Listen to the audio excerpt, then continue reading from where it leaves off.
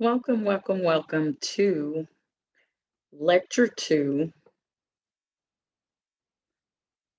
Effective Prayer Principle, the Believer's Authority in Prayer.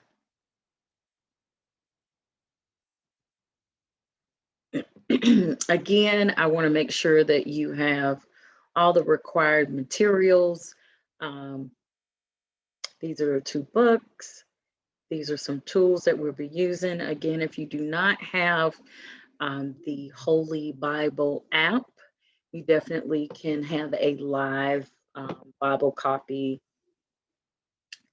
in hand. That will definitely be helpful because there is scriptures that go along with each of the lessons, and then you definitely can link with contact information of mine, any other details that you may need um, for this lecture too, and moving forward as well. So our learning target today is understanding the power over the enemy's power as a firm believer with an activated prayer life. The book reading will be from The Power of Transforming Prayer, and it's on pages 147 to 153. So, questions for thought, and we will always have this because we want to be able to apply the lecture, the learning of each and every time. So, does the delegation of spiritual authority to the disciples in our Lord's day carry over to our day? And that's according to Luke 10, 18, 19. And we're going to look at that scripture as well. Is not the church greatly handicapping its constituents by failing to teach the aspect of prayer as aggressive spiritual warfare?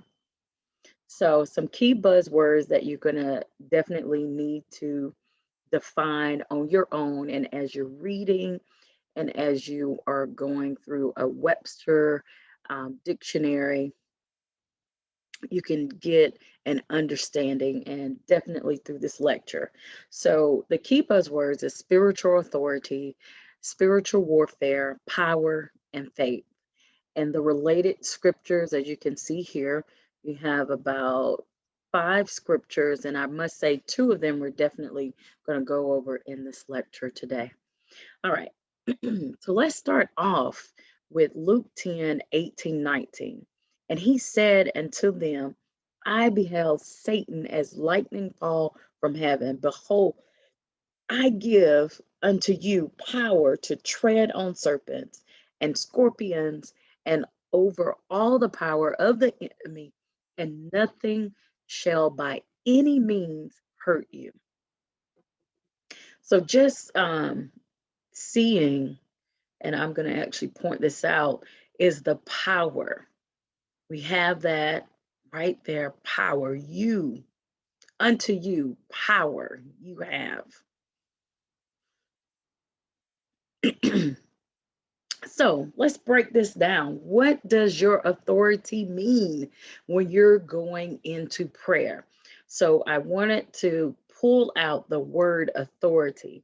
And this is a definition that has been used greatly in Webster. So I wanted to shine the light on what it actually means. So the power to enforce rule or give orders, persons in command. You are the commander in chief. So when we look at the spiritual authority of a believer with prayer, you have the golden ticket of power and authority to enforce what the enemy can't do. Now, I'm going to go over some specifics, or as we like to say, things that have to be in order for you to have and claim this power to enforce these rules and to give orders to Satan himself. So I gathered this video. So there was a report, and so we're not going to actually look at this video. I want you to look at this video at your leisure. But this is a Believer's Authority video that remarks were made about a man that had a solid Christian faith during a storm that happened. And you will see his testimony within that video.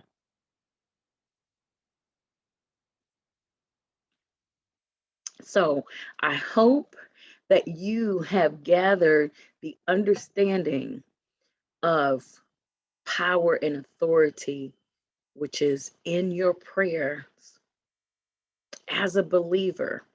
It is your God-given right to pray in a effective way to enforce that the scriptures that we read, that you can claim and proclaim the words into the atmosphere whenever you want to let them know, which is the enemy, that you mean business as a believer.